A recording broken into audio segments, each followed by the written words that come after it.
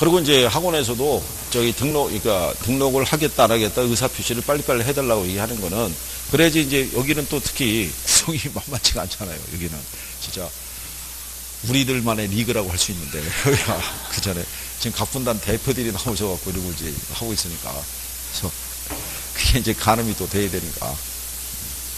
그 지금 우리가 그 오후에 있다가 3교시 끝나면 4교시에 하는 게 지금 빠른 시간 안에 한 번을 또 돌리려고 그걸 또 하는 거예요.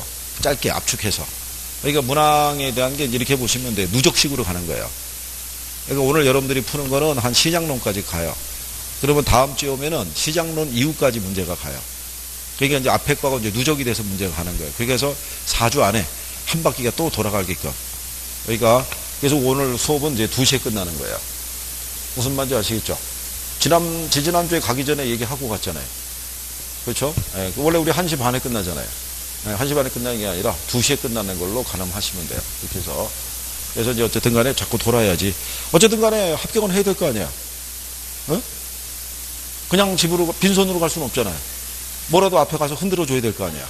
어? 이거는 됐다라고 얘기했을 거 아니에요. 최소한 1차 상황 됐다라고. 그죠? 박관장 앞에 휙 뿌려줘야 될 거 아니에요. 그죠? 가게하러 보러 가자고. 그죠? 조금만 하시면 돼요. 실전은 간결하게 나오니까. 그렇죠? 자, 평균분산 결정법이라고 그러고요. 평균분산 지배원리라고도 얘기를 하죠. 아까 얘기한 것처럼 분산은 뭐 얘기해요? 위험. 평균은 우리가 뭘 얘기한다? 수익률. 그래서 투자자는 위험이 같으면 뭐가 크네? 수익률이 크네. 수익률이 크면 뭐가 작으네? 위험이 작으네. 이제 이렇게 이제 우리가 구성을 하는데요. 요즘은 이제 표현상에서 그 일본에 보시면 평균분산 결정법에 대한 다음 설명 중에서 틀린 거 그랬을 때 평균과 분산을 이용해서 투자 대안을 선택하는 것을 평균분산 결정법이고요. 이번에 보면 A의 수익의 크기가 B의 수익의 크기보다 큰 경우에 A의 위험의 크기가 B보다 작거나 같을 때 뭐가 선호가 된다? A가 실전에서 이제 그 표현대로 나온 거예요. 우리가 이거 이렇게 해가지고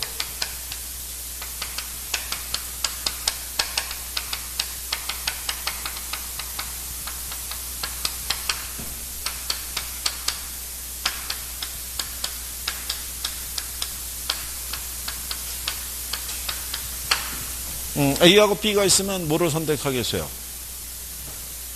A를 선택하겠죠. 그렇잖아요. 뭐가 같아요? 수익이 같으면 뭐가 작은 애? 네, 위험이 작은 애를 선택하는 거죠.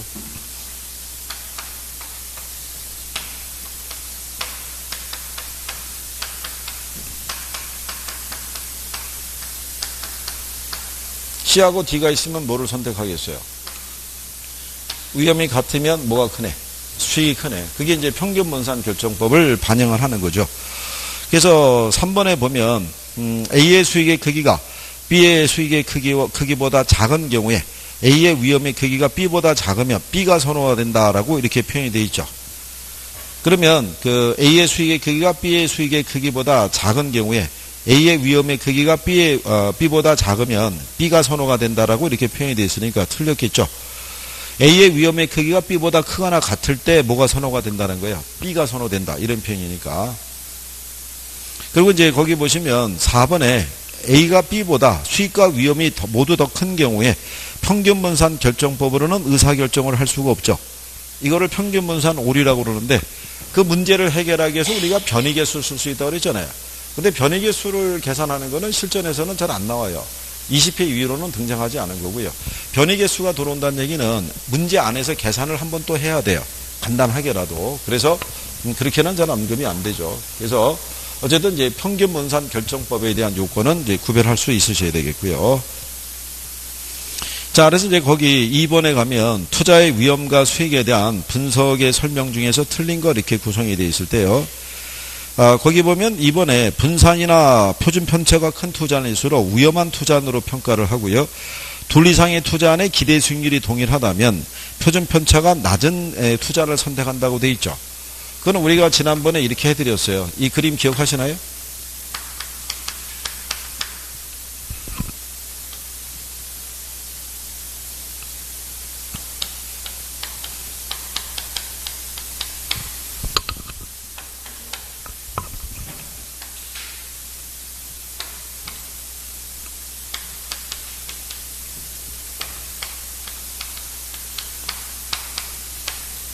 이렇게 A하고 B가 있으면 A하고 B에 대한 기대 수익률은 같죠. 이게 정규 분포를 가정하고 있다 그랬으니까 이게 좌우대칭이 같잖아요. 그러니까 확률이 50대 50으로 같다는 얘기예요. 그죠? 그러면 A안과 B안의 기대 수익률의 크기는 같아요. 얘 13%죠. 13의 절반이면 얼마예요? 17의 절반이면 더하면 15% 나오죠. 5%의 절반이면 2.5%죠. 25%의 절반이면 12.5%죠. 두 개 더하면, 그러니까 기대 수익률은 A나 B나 똑같은 거예요. 똑같은데 A는 편차가 작죠. 편차가 2%잖아요. 근데 B는 편차가 10%죠. 5하고 15의 차이가 10%고 15하고 25의 차이가 10이니까. 그러니까 기대 수익률이 같으면 편차가 작은 애가 위험이 작은 거죠. 무슨 말인지 아시겠죠? 그러니까 조금 아까는 이 논리란 얘기죠. 뭐가 같으면, 수익이 같으면 뭐가 작은 애, 위험이 작은 애. 그러니까 위험 회피적인 투자자가 항상 이런 선택을 한다는 얘기죠. 무슨 말인지 아시겠죠? 그러니까 평균 분산 지배 원리에 대한 것도 투자자가 무슨 스타일인 것을, 위험 회피적인 스타일인 것을 감안하기 위해서 이론에 대한 부분이 구성이 된 것이다. 이렇게 보시면 되죠. 자, 그런데 위험과 수익의 크기가 서로 다르면 얘하고 얘가 있으면 서로가 서로를 지배할 수가 없죠. 그거를 해결하기 위해서 쓸 수 있는 것 중에 하나가 변이계수죠. 그래서 2번 문제 5번 지문에 가면 상대적 위험도를 측정하는 변이계수는 값이 클수록 상대적으로 양호한 투자안이라는 게 틀린 거죠. 변이계수가 크면 클수록 소득도 커질 수 있지만 그 반면에 뭐도 커질 수 있어요. 위험도 커진다는 얘기죠. 그죠? 우리가 변이계수 해본 적 있으시죠? 변이계수는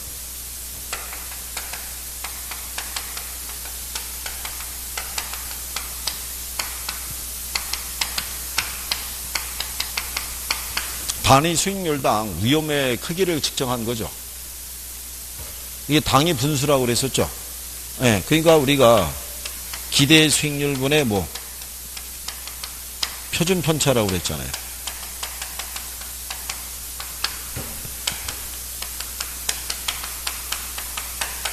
표준 편차가 크면 뭐도 커져요. 변이계수로. 그만큼 위험이 큰 자산이라는 걸 알 수가 있죠. 근데 위험 회피적인 투자자는 수익이 같으면 뭐가 작은 애를 선택해요. 위험이 작은 애를 선택한다고요. 그죠? 그러니까 변이계수가 크면은 투자 대안으로는 마땅하지 않다라고 우리가 볼 수 있는 거예요. 가령 예를 들어서 A는 기대 수익률이 10%, 얘가 7%. 그럼 얘는 0.7이죠. B가 있는데 얘는 14%, 얘가 15%.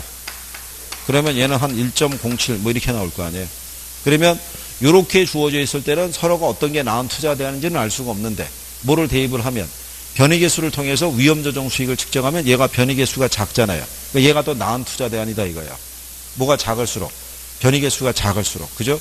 수익 대비 뭐가 작다는 얘기예요. 위험이 작다는 얘기니까. 그래서 이걸 예전에는 이렇게 계산하라고 유도했는데요. 지금 그래 안 하고 이제 지문 정도로 나올게요. 그러니까 변이계수의 값이 작을수록 투자 안에 타당성이 더 있다. 뭐 이런 정도로만 이제 정리하셔도 될 거예요. 그래서 그렇게 구별하시면 되겠고요. 그래서 이제 2번에는 이제 5번이 잘못되어 있고요. 3번 문제 가면 투자의 위험과 수익에 대한 설명 중에서 틀린 거 이렇게 되어 있을 때 2번에 보면 이렇게 나와 있죠. 평균 분산 결정법에 의하면 동일한 표준 편차라면 평균이 큰 투자안을 선택하고 동일한 평균이라면 표준 편차가 작은 투자안을 선택한다 그랬을 때 3번 지문에 표현이 되어 있죠. 평균 분산 결정법은 위험 기피적이라고 그랬죠. 위험 기피가 아니고 위험 회피적인. 우리 이제 표현상에서는 위험 회피적인 투자자를 전제한 의사결정이다. 이렇게 되어 있잖아요. 그래서 이제 5번에 가면 평균 분산 결정법으로 의사결정하기 곤란할 때 포트폴리오를 구성해서 의사결정을 할 수가 있고요. 이를 통해 모든 위험을 줄일 수 있다는 게 틀렸겠죠. 우리가 포트폴리오를 구성해서 줄일 수 있는 위험은 뭐 하나밖에 없어요. 비체계적 위험 하나밖에 없죠. 그렇죠? 그래서 그렇게 그래서 이제 자꾸 여러분들이 용어에 익숙해지시면 돼요. 익숙해져서 이게 무슨 말이다라는 걸 알면 이제 선택이 빨라지는 거예요. 그게. 그러니까 이제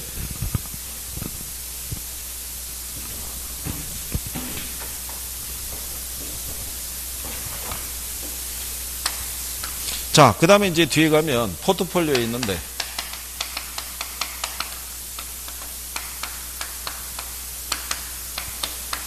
자, 다시 이제 복습하는 거죠. 조금 아까 포트폴리오에서 뭐 알면은 문제 대충 풀 수 있다 그랬어요. 첫 번째가. 아까 저기다 적으세요. 저기다가. 에? 뭐. 총위험 있잖아요. 체계적 위험하고 뭐. 비체계적 위험 구별할 수 있느냐. 그 다음에 두 번째 뭐. 포트폴리오 효과. 상관계수의 크기로. 상관계수의 크기가 클 때, 작을 때. 작을 때 이제 위험 분산 효과가 커지는 거죠. 1만 아니면은 포트폴리오 효과는 존재한다, 안 한다? 존재한다라고 그랬어요. 그죠? 최적의 포트폴리오는 어떻게 일정이 돼요? 최적의 포트폴리오. 자, 개인에 대한 위험의 태도를 반영한 무차별 곡선과, 그 다음에 평균 분산 결정법의 원리를 반영한 뭐, 효율적 전선이 있죠. 개의 접점에서.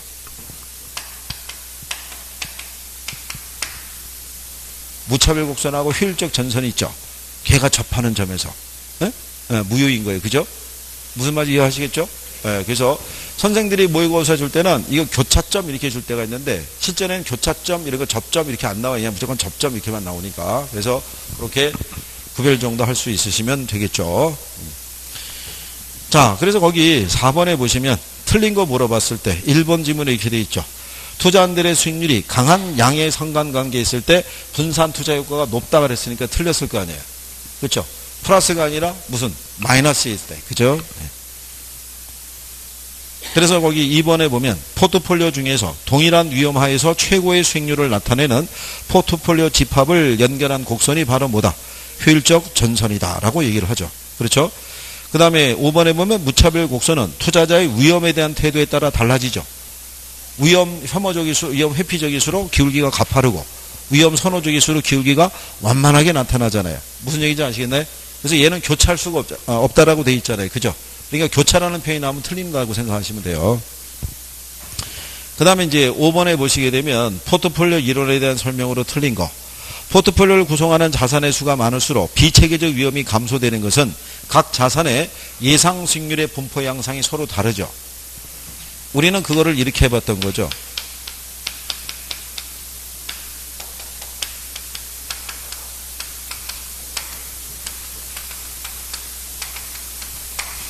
소주는 여름에 매출이 부진해요. 그죠?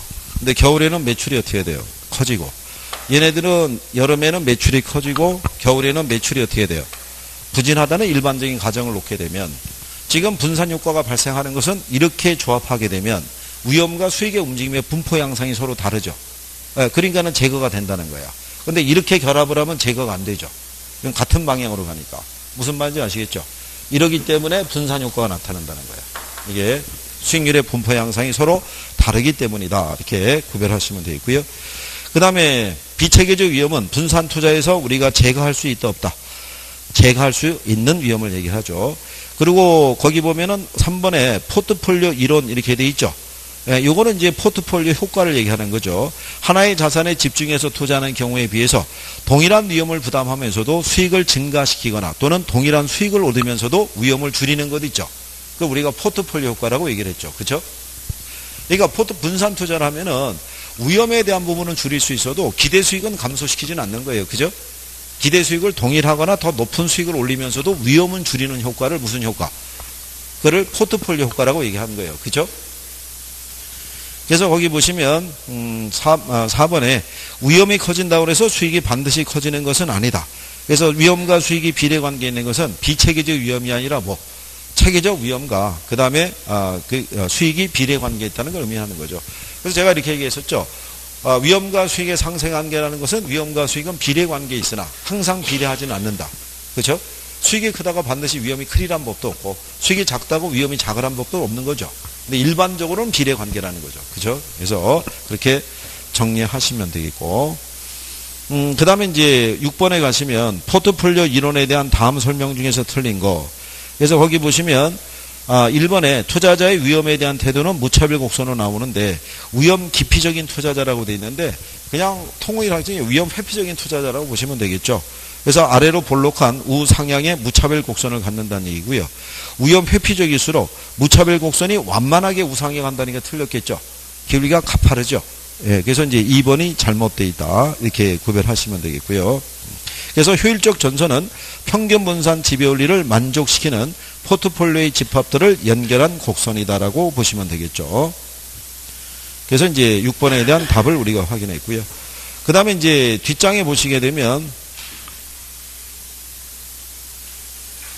이게 그 나온 내용들이 이제 비슷비슷한 내용들이 이제 계속 또 반복이 되는 거예요. 그러니까 나중에 이제 내용들을 보시게 되면 결국 기본적인 포인트가 있으면 포인트를 기초로 해서 문장 배열을 바꿔주는 거예요. 이렇게 해서. 그래서 이제 그걸 가지고 나중에 보면은 근데 실전에 가면은 문장에 대한 배열이 간결하게 줘요. 딱 보면 얘가 답이다 하게끔 이렇게. 그러니까 뭐를 알고 있으면 내용만 알고 있으면 그래서 답이 보인다고 얘기하는 거예요. 그렇게 되면. 그리고 이제 중요한 거는 시간 내에 풀 수 있게끔 연습이 되셔야 돼요. 그러니까 제가 볼 때는 실력은 돼요. 6점 이상이 될 수 있는 실력이 있으신데 시간 배분이 안 돼요. 그러니까 이분이 시간이 좀 더 주어지면 무조건 6점이 나오는데 문제는 제한된 시간 내에 풀어야 된다는 거죠. 그렇잖아요. 그래서 강의를 할 때 저희가 그 요령을 알려드리는 건 그거예요. 그거를 요령을 갖고 대입을 해서 1분 내에 풀 수 있게끔 그걸 대입을 얘기를 해주는 이유가 그거라고요. 그래야지만 우리가 빨리빨리 풀고 넘어갈 테니까. 무슨 말인지 아시겠나요? 그 문제마다 보면은 패턴들이 조금씩 있어요. 그러니까 그런 것들은 잘 숙지해서 정리를 해보시면 되죠. 그렇죠? 자, 7번에 가시게 되면요. 3번에 포트폴리오를 구성해서 피할 수 있는 위험은 무슨 위험이다? 비체계적 위험. 4번에 보시면 포트폴리오의 수익률은 개별 자산들의 수익률을 가중평균에서 산정하지만 포트폴리오의 위험은 개별 자산의 위험을 가중평균에서 산정하진 않아요. 왜냐하면 위험관을 이걸 가중평균하게 되면 위험 자체가 줄어들 수가 있다고요. 그러니까 위험의 크기를 추정하기 어렵기 때문에 수익률은 가중평균에서 산정하지만 위험은 가중평균에서 산정하는 것은 아니다. 이렇게 보시면 되겠고. 그리고 이제 거기 틀린 5번에 보면 음의 상관관계 했을 때 분산 투자 효과가 낮다 그랬으니까 틀렸겠죠. 네. 그 다음에 이제 8번에 가시게 되면, 3번에 틀린 게 이제 옳은 걸 물어봤을 때요. 위험 회피형 투자자에서 공격적인 투자자는 보수적인 투자자에 비해서 위험이 높더라도 뭐가 높은 투자, 기대 수익률이 높은 투자는 있죠. 그러니까 로또 같이 이제 하나 샀을 때 안 될 확률도 있지만 만약에 되기만 하면은 일확천금을 얻을 수 있는 뭐 그런 거 선호하는 그런 투자자들하고 보시면 되겠고요. 이거 기출에서 이렇게 인용해서 나왔던 거예요. 그래서 뭐 분산 투자를 통해서 비체계적 위험뿐만 아니라 체계적 위험도 상쇄시킬 수 있다 그랬으니까 틀렸겠죠. 그리고 5번에 보면 부동산 상품을 지역별로 분산 투자할 수 있으나 유형별로 분산 투자해서 투자하기는 곤란하다 그러니까 틀렸겠죠. 주거용 상업용으로 나눠서 투자할 수 있죠. 왜냐하면 주거용하고 상업용은 위험과 수익의 움직임이 바르게 나타내니까. 그래서 그렇게도 나타냈던 출제했던 경향이 설례가 있죠. 그 다음에 이제 뒷장으로 넘어가시면 포트폴리오 수익률 우리가 계산하는 거죠. 그러면 거기 보시게 되면 그 ABC 세 개의 부동산으로 이루어진 포트폴리오가 있다. 자산 비중 및 경제 상황별 예상 수익률의 분포가 다음 표와 같을 때 전체 포트폴리오의 기대 수익률은 이렇게 물어봤죠. 그죠? 그러면 거기 보시면 호황과 불황의 확률이 몇 프로예요? 50%죠. 그러면 A 부동산의 호황과 불황의 합이 10%죠. 10의 절반이면 얼마야? 5%죠. 5에 대한 40%니까 5, 4, 20이니까 2% 나오겠죠. 그러니까 50일 때는 계산하기가 좋다고 그랬죠. 두 개 더해서 나누기 2 하면 되니까. 그러면 B 부동산도 마찬가지죠. 8하고 4를 더하면 10이죠. 12의 절반이면 6이죠. 6, 3, 18이니까 1.8% 나오겠죠. 그 다음에 마지막에는 10하고 2를 더하면 12% 나오죠. 거기에 절반이면 6%죠. 6에 30%니까 얘도 1.8%겠죠. 그러면 2%하고 1.8% 두 개니까 3.6%니까 합하면 5.6% 나오겠죠. 암산으로 되시나요? 이렇게 나왔을 때. 그러니까 50%를 줄 때는 그냥 산술 평균인 거예요. 그러면 출제자 입장에서 그냥 맞추라고 주는 거랑 똑같고 계산을 싫어하시는 분들은 버리는 거고. 그렇죠? 이게 실전에 들어가면요. 여러분들은 이제 이런 문제가 간단하다고 생각해요. 요즘 학원들에서 이런 그 난이도 정도의 문제 주면은 학생들이 우습게 생각해요. 뭐 이것도 뭐 풀란 얘기야? 뭐 이런 정도로 그렇게 되는데 실전에 가면 이것도 어렵다고 생각하는 사람들이 또 많아요. 정리가 안 돼 있는 사람들은. 그러니까 결국 여러분들 간의 싸움이라고 생각하시면 돼요. 매년 합격률이 한 5%에서 20% 이 정도 나오잖아요. 합격률이. 그럼 제가 얘기하는 합격률이라는 것은 전체 인원을 기준 얘기하는 게 아니죠. 실질적인 합격률을 생각하시면 그보다 합격률은 훨씬 높은 거예요. 제가 여러분들이 원서 접수했나요? 여러분들이 그 있잖아요. 원서 접수자가 있고 응시자가 있으면 이게 서로 틀리잖아요. 원서 접수자가 한 14만이면 실제로 응시 들어오는 거는 8만에서 한 9만 정도? 이밖에 안 들어오고. 그럼 8, 9만 중에서도 올림픽 정신 갖고 들어온 사람이 한 7만, 6, 7만 된다 그랬잖아요. 그러니까 실질적으로는 합격에 근접한 사람들이 한 2만 명 내외 정도밖에 안 돼요. 그 중에서 매년 한 15,000명에서 18,000명 붙여주는 거예요. 그러니까 실질 합격률은 더 높은 거죠. 그렇잖아요. 이게 학원에 나와서 공부하는 사람들이 많지 않아요. 나중에 느끼시면 알아요. 시험장에 가시면 빈자리를 확인할 수 있을 거예요. 빈자리를. 아무리 기다려도 나타나지 않는 사람들이 존재해요. 그리고 1교시 끝나면 갑자기 가방을 챙기는 사람이 생길 거예요. 경험을 했다 이거죠, 경험을. 그렇죠? 아, 시험장 분위기가 이런 거고, 시험을 이렇게 치렀구나라고 생각하고, 주말에 오후 시간을 확보하기 위해서 이제 가는 거죠. 쭉. 그럼 이제 남아있는 사람도 별로 없어요. 그러니까, 해보시면 알아요. 느껴보시면. 근데 그 경험은 올해 한 번으로 족하다는 거예요. 그죠? 응? 내년에 또 그 경험을 하려고 들어갈 이유는 없잖아요. 그죠? 최소한 내년에 경험을 하면은 2차 정도만. 예? 1차는 넘어가서. 그렇게 생각하시면 되죠. 자. 그 다음에 거기 보시면, 10번에 ABC 3개 부동산으로 이루어진 포트폴리오가 있다. 포트폴리오의 자산 비중과 경제 상황별 예상 수익률의 분포가 다음과 표현과 같을 때 전체 포트폴리오의 기대 수익률을 구하라고 이렇게 돼 있죠. 예, 이렇게 돼 있으면 이거는 출제자들이 계산을 다 하라고 유도하는 거예요. 이건 어쩔 수 없이 시간을 뺏겠다는 의미니까 이런 애들 나오면 뒤를 또 밀어야 돼요. 바로 풀지 마시고 맨 마지막으로. 그렇죠? 예, 그래서 마지막 어차피 이론을 봐도 무슨 말인지는 잘 모르겠으면 그때 이제 얘들을 갖고 도전하는 거죠. 얘는 계산 풀이만 나오면 정확하게 하나 맞출 수 있으니까. 그렇죠? 그러면 A 부동산은 호황 일대가 6%잖아요. 그죠? 근데 확률이 몇 프로예요? 40%죠. 그러면 2.4%잖아요. 그죠? 예, 거기에 대한 얼마? 30%. 0.3을 또 곱해야 되겠죠. 예, 그래서 나온 게 1.44%. 뭐 이렇게 나와요. 그죠? 그 다음에 이제 8%도 우리가 보게 되면 그러면 40%니까 68, 48. 그럼 4.8%죠. 거기에 대한 이 포트폴리오 비중이 얼마? 30%. 이런 식으로 다 일일이 계산을 해줘야 돼요. 그렇죠? 그럼 뭐가 많이 걸리겠어요? 시간 많이 걸리죠. 네, 그래서 이 과정을 거쳐가지고 우리가 값을 구하게 되면 5.2% 이렇게 나오니까 그런 정도로 참고하셔도 되겠고요. 그러니까 나중에 계산 문제 하시면요. 할 수 있는 것만 푸셔도 충분해요. 단, 다 맞추시면 한 90점도 넘어갈 거예요. 계산을 다 맞출 정도의 실력이면, 네, 그럼 성적이 휙 넘어가는. 왜냐하면, 통상 6문제 나오는데, 6문제면은 얼마겠어요? 이게 15점 돼요. 그죠? 그러면 평균적으로 이걸 6개를 다 맞출 정도면은 평균적으로 실력이 한 70점대는 간다고요. 더하면 그냥 85점 이상으로 훅 넘어가는 거예요. 근데 1차는 90점을 맞았다고 그래가지고 가산점 주고 그런 건 없어요. 그쵸? 그냥 몇 개 맞으면 돼요. 24개 맞으면 돼요. 이거 하다가 중간중간에 가늠을 해보세요. 내가 정확하게 지금 몇 개를 맞추고 있는지를. 그래서 몇 개가 안전하게 한 65점대가 내가 되고 있다 싶으면 어디로 가는 게 좋아요. 그렇죠? 민법으로 넘어가는 게 좋아요. 그래서 민법도 다 풀어보고 끝까지 가는 게 중요한 거예요. 그래야지 전체적으로 넘나들면서 마지막에 내가 할 수 있는. 그리고 문제 풀다가 1번, 2번, 3번 딱 부딪혔는데 얘는 모르겠고 얘는 이거 아니면은 이거 같고 얘는 내가 확실히 알겠고 이렇게 가면 쭉 갔다가 다시 돌아올 거 아니에요. 돌아오면 얘를 보는 게 아니라 얘를 풀어야 된다고요. 그래야지 얘를 맞출 수 있는 확률이 커지잖아요. 딱 부딪혔는데 무슨 말인지 모르겠는데 걔 붙잡고 있어봐야 무슨 소용이 되겠어요.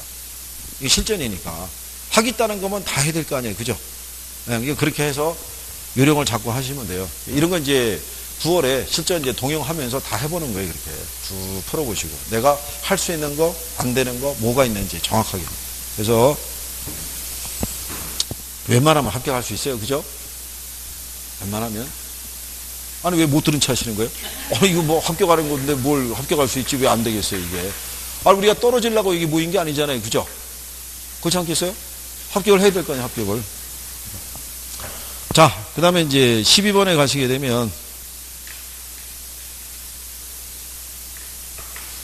거기 포트폴리오 이론에 대한 설명으로 틀린 것을 이렇게 물어봤죠. 그래서 거기 보시면, 3번에 투자 수익률은 같은데 위험이 낮은 경우와 위험이 같은데 수익률이 높은 경우에는 평균 분산 지배 원리를 적용해서 의사결정을 할 수가 있고, 투자자의 최적 포트폴리오는 효율적 전선과 투자자의 무차별 곡선이 접하는 점에서 결정이 되고요. 포트폴리오 구성 자산들의 수익률의 분포가 완전한 음의 상관관계에 있을 때 자산 구성 비율을 조정하면 이 체계적 위험을 0까지 줄일 수 있다 그랬으니까 틀렸겠죠. 근데 이게 참 뭐 끊임없이 나오잖아요. 그죠? 근데 어쩔 수가 없어요. 실전에서는 그냥 그렇게 계속 쓸 수밖에 없으니까. 왜냐하면 제한된 범위 내에서 줘야 되니까. 그 이상을 넘어가기 힘드니까. 그러니까 뭐 그런 정도로 정리하시면 될 거예요. 그래서 그렇게 보시면 되겠고요. 자, 그 14번에 대해서는 그것만 확인하시죠. 5번에 가면 부동산은 위치의 고정성으로 인해서 분산 투자가 곤란하니까 포트폴리오 이론을 부동산 투자에 적용하기 곤란하다 그러면 틀리겠죠. 부동산은 포트폴리오를 구성하는 게 용이하다라고 생각하시면 되겠죠. 무슨 말인지 아시겠죠? 예, 그래서 그렇게 정리하시면 되겠고요. 그게 15번에 뒤에 가면은 기출이 있죠. 예, 기출에 가면 15번에 보면 얘는 20회 이후로 나온 건데 틀린 거 물어봤을 때 4번에 가면 포트폴리오 분산 투자를 통해서 비체계적 위험뿐만 아니라 무슨 위험도 체계적 위험도 상쇄시킬 수 있다면 얘 틀렸을 거 아니에요. 그러니까 실전에서는 간결하게 줘요. 이게 답이다.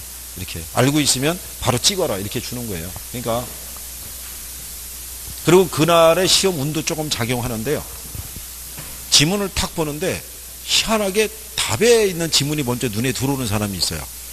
툭툭툭 내가 알고 있는. 그래서 무난하게 합격하는 사람도 있어요. 그리고 어떤 사람은 머리는 답이 3번이라고 하고 있는데 갔다가 마킹하는 거는 이상한 데다 마킹을 하고 있는데 그게 자각이 안 될 때가 있어요. 그날의 시험 운이라고 할 수 있어요. 그거를.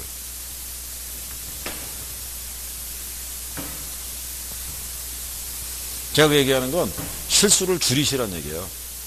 여러분들은 나중에 여기까지는 이렇게 올라가요.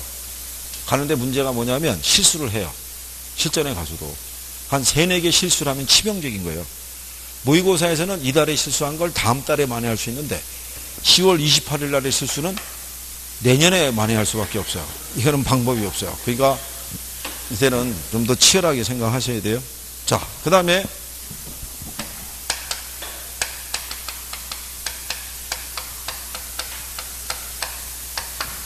화폐의 시간 가치를 가시게 되면요.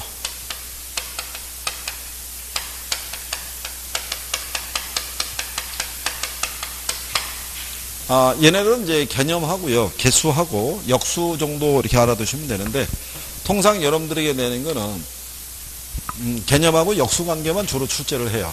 그렇죠? 개수 자체를 물어보는 케이스는 없어요. 이게. 그래서 이제 화폐 시간 가치 안에 들어가면 미래 가치를 구하는 게 몇 가지 있어요. 그래서 내가 개수가 있고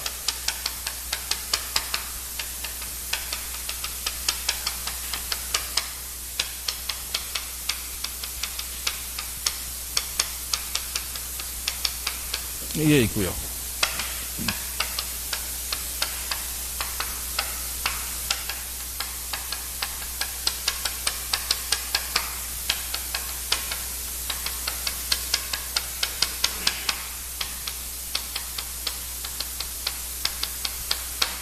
이렇게 돼 있을 때 역수는 얘네 간의 역수죠. 그 다음에 누구하고 이건 우리가 이모티콘 그려서도 구별할 수 있다라고 얘기를 했어요. 그리고 얘들도 구별하는 거 알려줬죠. 얘는 이응만 2개죠. 얘는 미음만 2개죠. 그러니까 얘가 무슨 가치를? 미래 가치를 표현한다고 얘기를 한 거예요. 그럼 이거를 왜 얘기해 드리냐면 이걸 가지고 설명을 해도 그 못 받아들이는 분들이 있어요. 그냥 간결하게 그러면은 뭐를 가지고 이걸로 미래 가치 구하는 거를 확인하라고 그러면 그나마 그분은 그냥 이렇게 정리하고 넘어갈 수도 있는 거예요. 그래서 시험에서 가끔 물어봐요. 미래 가치 구하는 거다. 그럼 틀릴 거 아니에요. 현재 가치 구하는 거다. 그럼 틀릴 거 아니에요. 그러니까 그거를 이제 구별할 때 이제 간결하게 하시면 되고 굳이 뭐 일일이 확인하실 필요 없고. 근데 요즘은 얘 개념도 잘 물어봐요. 개념들은 다 알아야 돼요. 그죠? 얘는 뭐 구할 때 쓴다 그랬어요? 원리금 구할 때. 얘는 잔금 비율 구할 때. 얘는 주택연금 구할 때 쓴다라고 그랬어요. 그리고 요즘은 역수를 활용하는 것도 있으니까 잘 구별하셔야 돼요. 그죠? 잔금 비율을 구하기 위해서는 저당상수의 역수를 활용하면 되겠죠. 무슨 말인지 아시겠죠? 주택연금을 구하기 위해서는 연금의 내가계수의 역수를 활용하면 구할 수가 있겠죠. 그러니까 그런 표현까지 조금만 이해를 해주시면 되는 거예요. 그죠? 하실 수 있나요? 네? 그리고 연금이 들어가면 얘는 총액 구하는 거예요. 그죠? 뭐 구한다? 총액. 감채인계수하고 저당상수는 그 총액을 나눈 할부금을 구하는 개념이라고 그랬어요. 그래서 그거를 여러분들이 또 구별하는 게 필요해요. 자, 그러면 1번에 보면 화폐의 시간가치에 대한 설명이다. 옳은 것은 이렇게 물어봤을 때 일시불의 내가계수란 일시불의 현가계수의 역수고요. N년 후에 이론이 할인율 R을 적용할 때 현재 가치는 얼마인지 구할 때 사용이 된다 그랬으니까 틀렸겠죠. 자, 일시불의 내가계수가 현가계수하고 역수는 맞아요. 근데 뒤에 있는 표현은 내가계수가 아니라 현가계수를 설명하고 있는 거죠. N년 후에 1원의 현재 가치를 구하는 거죠. 즉 3년 후에 1억 원의 현재 가치가 얼마냐 이렇게 구할 때 쓰는 거예요. 그리고 그때 설명해 드렸는데 연금을 표시할 때는 매기라는 표현이 들어간다 그랬어요. 그죠? 매년 또는 뭐 매월, 그죠? 매년 1원씩, 매월 1원씩 이렇게 들어갈 때 있죠.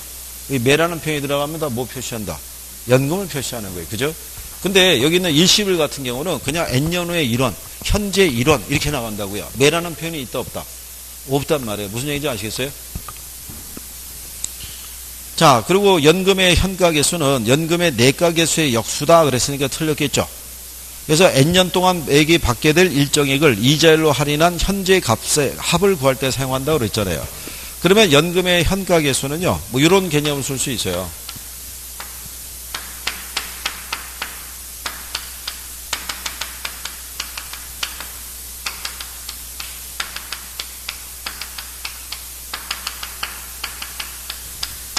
자, 정년퇴직자가 정년퇴직하는 시점에서 향후 10년 동안 매년 1,000만 원씩 연금을 받기로 했어요. 근데 나는 정년퇴직하는 시점에 목돈이 필요해요. 그럼 이걸 일시불로 받는 걸 생각해 볼 수가 있을 거 아니에요. 그죠?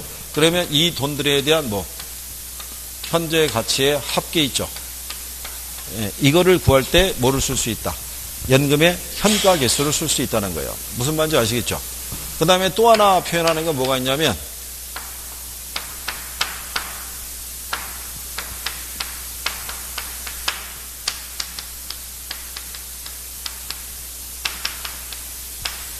나는 매년 500만 원씩 5년 동안 임대료 수입이 발생할 거라고 지금 예상이 되는 거예요. 이거를 내가 일시불로 받으면 얼마가 될까? 무슨 말인지 아시겠나요? 이런 거 구할 때도 연금의 현가계수를 써요. 즉 예를 들어서 외국인하고 임대차 계약을 체결하죠. 예, 그러면 그 사람들하고는 매년 단위로 임대료 받는 게 아니라 계약 체결 당시에 3년치면 3년치를 한꺼번에 받을 수가 있어요. 이렇게. 무슨 말인지 아시겠죠? 우리나라가 내년에 평창올림픽 하잖아요. 그러면 세계 각국에서 평창올림픽을 취재하기 위해서 한 1, 2년 전서부터 우리나라에 들어와 있는 사람들이 있어요. 그럼 걔네들은 한 1년짜리, 2년짜리 임대차 계약을 체결할 거 아니에요. 그러면 그때 그걸 갖다 매월 단위로 받는 게 아니라 어떻게 일시불로 할인된 금액을 적용해서 한꺼번에 받고 계약이 종결될 수도 있는 거예요. 그죠? 왜냐하면 외국인들은 패스포트를 갖고 있으니까 걔들은 언제든지 나가서 출국할 수 있잖아요. 그러니까 그렇게 해서 계약을 체결하는 게 걔들도 더 합리적이라고 생각해요. 그럼 걔들도 할인된 금액을 적용받을 수 있을 거 아니에요. 임대업자는 한 번에 목돈을 받으니까 좋은 거고. 그러니까 그런 식으로 할 때도 뭐를 쓸 수 있다? 연금의 현가계수를 쓸 수 있다라고 생각하시면 돼요. 자, 그 다음에 그래서 2번은 연금의 현가계수는 연금의 내가계수의 역수라는 게 틀린 거죠. 뭐하고의 역수인 거예요? 저당상수하고. 감채인계수는 연금의 현가계수의 역수라 했으니까 틀렸겠죠. 예. 그래서 얘는 장래 특정 시점까지 일정액을 만들기 위해서 N년간 이자율 R로 적립할 금액을 구할 때 사용한다. 이렇게 되어 있잖아요. 그죠? 그래서 감채인계수는 여러분들 실전에서는 이렇게도 나와요. N년 후에 1원을 만들기 위해 매기간에 대한 뭐 적립액을 구할 때 쓰는 게 바로 뭐다? 그게 감채인계수죠. 여기 보면 N년 후에 1원을 만들기 위해 미래가치 개념이잖아요. 그죠? 그러니까 감채인계수의 논리는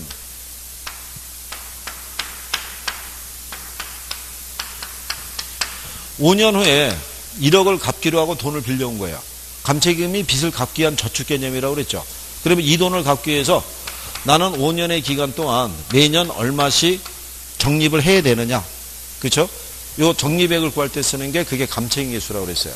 무슨 말인지 아시겠죠? 그래서 다른 말로 상환기금률이라고도 얘기를 해요. 그래서 이 감채인계수의 요건이 뒤에 간편까지 간다고 그랬죠. 그렇죠? 그래서 그런 요건으로. 그래서 거기 보면 4번에 저당상수는 연금의 현가계수의 역수고요. 현재 일원을 이자랄로 N년 동안 융자받을 때 매기에 상환할 일정한 금액을 구할 때 사용한다. 이렇게 돼 있죠. 그러니까 원리금 구할 때 뭐를 쓴다는 거예요? 저당상수를 쓰더라. 이런 얘기가 되겠죠. 그 다음에 이제 2번에 가면 현재 가치와 미래 가치에 대한 설명이다. 옳은 것으로 묶은 것은 어느 것이냐? 기억에 가면 미래 가치를 계산하는 공식이 일시불의 내가계수, 연금의 내가계수, 저당상수 들어가 있으면 틀렸죠. 아까 우리가 얘기해 줬죠. 감채인계수 하면은 미음이 들어가 있는 애, 미래가 들어가 있는 애. 그죠? 그러면 기억이 들어간 애들은 다 틀린 거예요. 그죠? 그럼 1번하고 2번은 답이 아닌 거예요. 그죠? 2번에 가면은 일시불의 현가계수는 할인율이 R일 때 N년의 일원이 현재 얼마만한 가치가 있는가를 나타내는 거. 그걸 우리가 일시불의 현가계수라고 그래요. 그리고 디귿을 가게 됐더니 감채인계수의 역수는 연금의 현가계수고 우리가 틀렸겠죠. 그럼 디귿 들어간 애는 다 틀렸잖아요. 그러면 답이 이제 4번이 되겠죠. 그래서 항상 이것도 박스 문제도 그렇게 말씀드렸어요. 5개를 다 풀고 답을 찾으면 안 되고 하나를 풀고 밑에서 지워줘야 된다고 그랬어요. 그거 하게 되면 한 2개 정도 지문을 풀면 답이 나오게끔 이 사람들이 배열을 해줘요. 구성 배열을 맞춰서 주니까. 그래서 이번에는 답이 4번에서 그래서 연금의 현가계수는 미상환 저당잔금 계산할 때 사용할 수가 있겠죠. 그렇죠? 잔금 비교를 구할 때 쓰는 거니까. 그래서 정리하시면 돼 있고. 그거 자꾸 하면 익숙해져요. 자꾸 하면. 제가 볼 때는 초기에 비해서는 그래도 훨씬 좋아지신 거예요. 그렇죠? 그리고 일단은 웬만한 걸 선생님이 얘기하더라도 안 놀라잖아요. 표정이 편안하잖아요. 그죠? 그리고 그만큼 이제 단련이 됐다는 얘기죠. 그렇잖아요? 그래요. 자, 3번에 보시면 연금의 내가계수가 15.94고요. 현금의 현가계수가 6.14일 때 일시금으로 현재 5천만 원을 받는 것과 연금으로 10년 동안 매년 말 1,000만 원을 받는 것 중에서 어느 것이 더 유리하냐 이렇게 물어봤잖아요. 네, 그러면 그거는 여기다가 대입을 하면 되겠죠. 그러면 1,000만 원씩 해갖고 현재 받는 게 낫냐 아니면 매년만 1,000만 원씩 받는 게 낫냐. 그러니까 계산해보라는 얘기잖아요.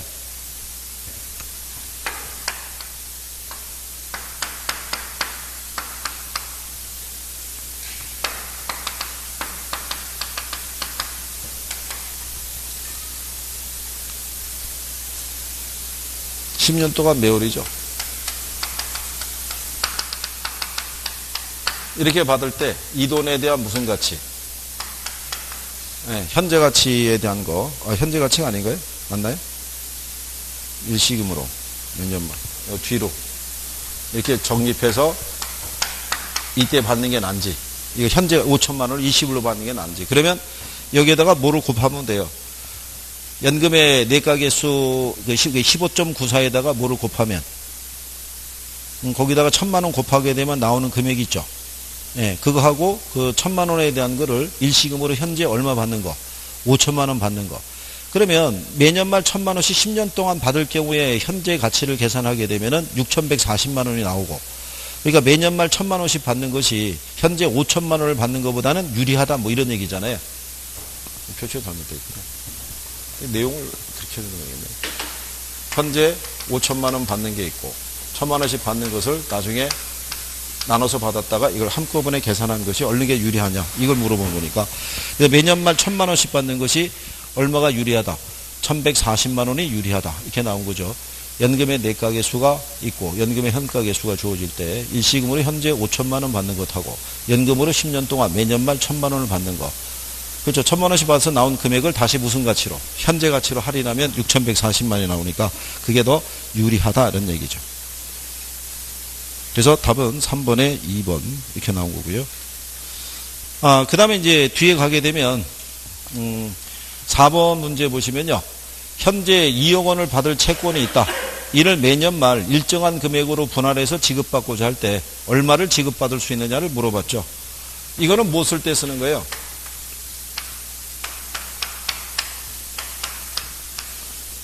매년 분할해서 이제 얼마씩 지급받는 것이 이제 낫고자 하느냐라고 그랬을 때 현재 얼마를 빌렸다는 얘기예요. 2억. 그러니까 이 돈에 대한 분할금 구하는 개념이죠. 네, 그러면 여기에다가 뭐를 쓰면 되는 거예요? 저당상수를 우리가 쓰면 되겠죠.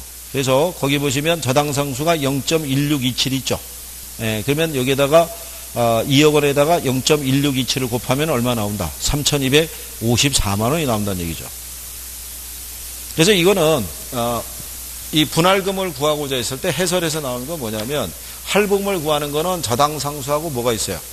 감채인 개수를 쓸 수가 있는데 여기서는 뭐라고 표현하냐면 현재 1억이라고 되어 있잖아요. 그러니까는 뭐를 쓰는 게 낫다.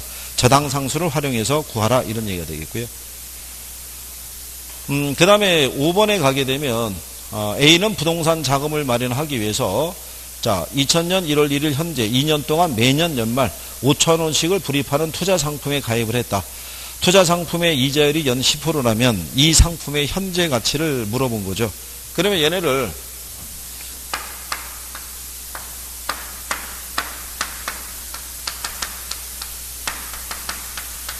이렇게 흐름이 발생하니까요. 이자율이 10%라고 그랬죠.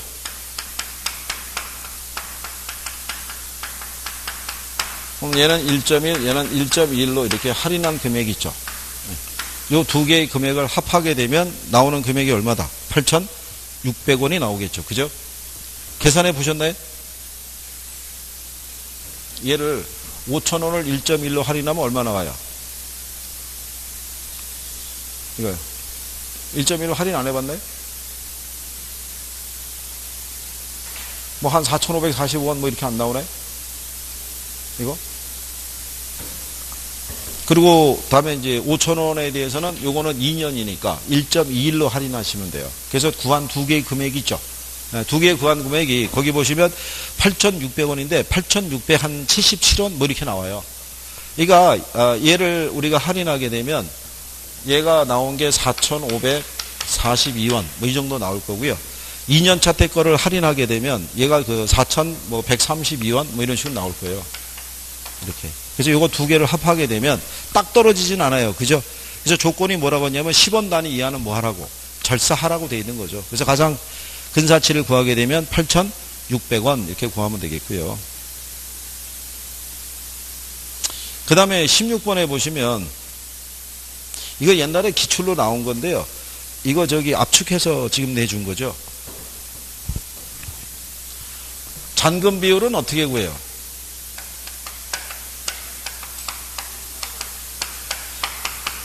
우리가 왜 1 마이너스 상환 비율로 구한다고 그랬었잖아요.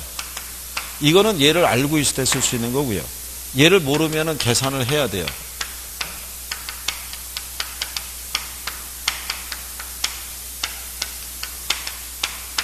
이 T 시점이 이제 현재 시점의 잔금을 얘기를 해요. 얘를 구하려고 그러면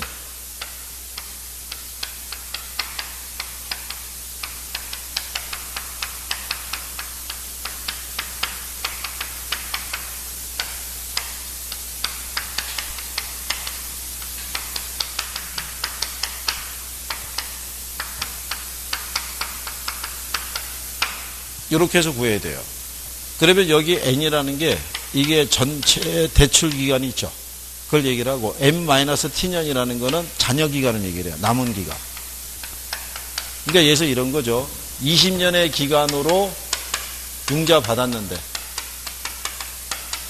5년 경과 후 내가 뭐 하려고 한다. 상환하려고 한다. 그러면 얘는 20년이지만 얘는 전체 기간이 20에서 몇 년 경과했다는 거예요. 5년. 그럼 20에서 5를 빼면 되죠. 그럼 남은 기간이 얼마겠어요? 15년. 그거 찾으란 얘기예요. 이렇게 해서 대입하라. 그러면 거기 문제에 보시게 되면 15년간 매월 원리금 균등 상환 조건으로 연리 10% 5천만 원을 융자받았을 때 5년 후 융자 잔고를 계산하기 위한 잔금 비율을 물어봤죠. 그러면 분모에 들어가는 거는 15년짜리 들어가면 될 거 아니에요. 그죠? 그럼 분자에 들어가는 건 15에서 5를 빼면 되겠죠. 그럼 몇 년짜리? 10년짜리. 그러면 15년에 대한 것은 얼마냐면 93. 이게 옛날에 이게 원래 93.05744 이렇게 줬던 거예요. 그리고 여기는 10년짜리 들어가면 되겠죠. 그럼 10년짜리가 76이잖아요. 76.071223 옛날에 이렇게 줬던 거예요. 근데 이거를 이렇게 세워서 주지 않고 그때도 똑같이 이렇게 쓰러뜨려서 준 거죠. 그래가지고 결국 답은 구하면은 몇 번이겠어요? 3번이겠죠. 이거 서 있는 애 쓰러뜨리면은 무거운 애가 앞으로 먼저 꼬꾸라진다고 그랬죠. 그러니까 위에 있는 애가 먼저 앞으로 나오니까. 그래서 답이 3번 이렇게 계산하시면 되고. 그 다음에 이제 7번부터 나오는 게 현금 흐름을 측정하는 거예요. 그죠? 얘네는 어떤 형태라든 간에 활용할 수가 있으니까 정리를 잘 해두셔야 돼요. 그죠? 네, 잠깐 쉬었다가 여기서 다시.